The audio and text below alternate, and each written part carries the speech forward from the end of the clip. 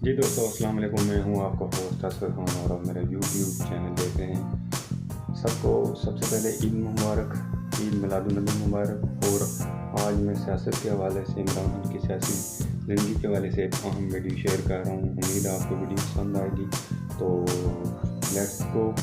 Now turn the podium over to His Excellency, the Prime Minister of Pakistan, Mr. Imran Khan.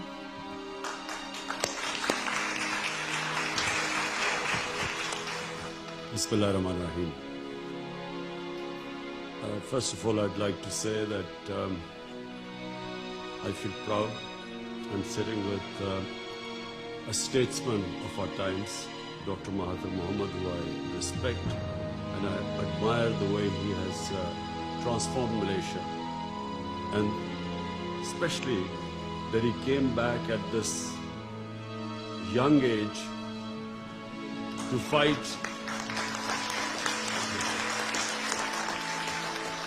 corruption. And the Malaysia which Dr. Mahathir left behind, and the one, unfortunately, because of corruption, which is a problem for, in fact, countries are poor only because of corruption, not because of lack of resources. So I really respect Dr. Mahathir Mohamad, and I'm proud to be sitting with him. Let me just first say that I was a born environmentalist because I loved the wilderness of Pakistan.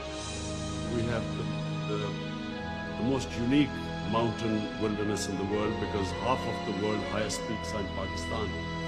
And so I grew up on trekking, and all our summer vacations were always spent in the Himalayas and in the mountains.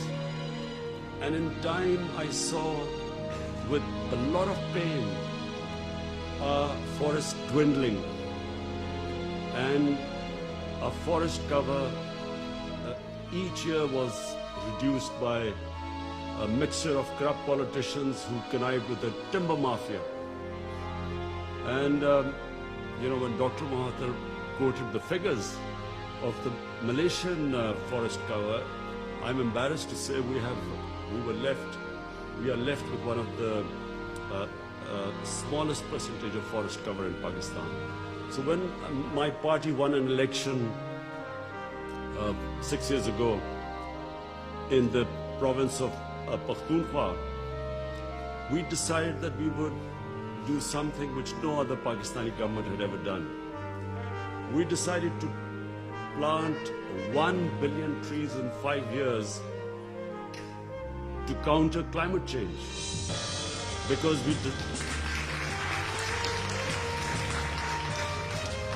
Pakistan happens to be, unfortunately, in the top 10 countries most vulnerable to climate change. The water, 80% of the water in our rivers comes from our glaciers. And because of global warming, our glaciers are melting at a faster rate than we hear of glaciers, for instance, on the poles. In fact, the Swiss Prime Minister was telling me that their glaciers are also melting. But in Pakistan and India as well, Himalayas, Karakoram and these big ranges, the Hindu Kush, the glaciers are melting at a faster rate. So the only thing we can do, because Pakistan contributes hardly anything to emissions of greenhouse gases. The rich countries who are really responsible should really help countries like Pakistan and other countries which are now trying to compensate for the damage done by these greenhouse gas emissions. So this global warming affects us, and if as the glaciers keep receding, the whole, not just the Indus Basin, but the two great river systems, the Ganges Basin in India, the future for hundreds of millions of people is going to be affected. So we tried our best in a province we planted 1 billion trees. No one thought it would be possible. But we used a unique method, and I must commend our team which was involved in this planting of 1 billion trees.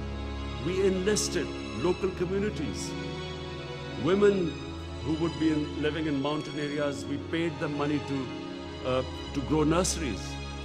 And then young men also living in mountain communities, we hired them as guards to protect as the saplings grew. So it was one of the most successful campaigns, acknowledged by WWF, by World Economic Forum, by Bond Challenge. We planted 1.1 billion trees in 5 years.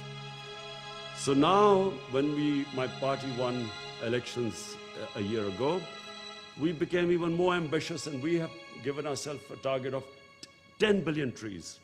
So in the next 5 years, we hope to plant 10 billion trees in Pakistan to counter the effects of climate change. And we are going to use the same method of employing people in remote communities.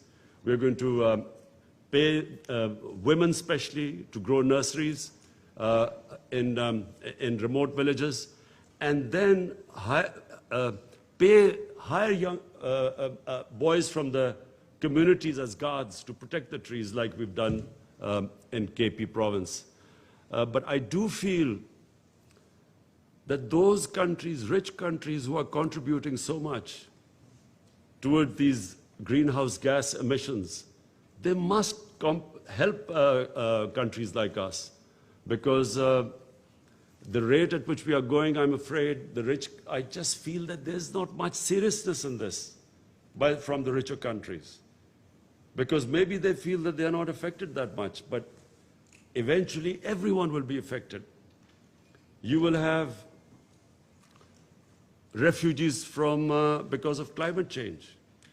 And already we see this refugee crisis and all in Europe, people trying to get into richer countries.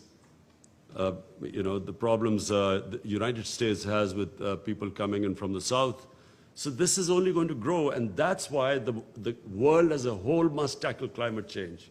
And they must deal with it with much more seriousness than we see right now. Thank you.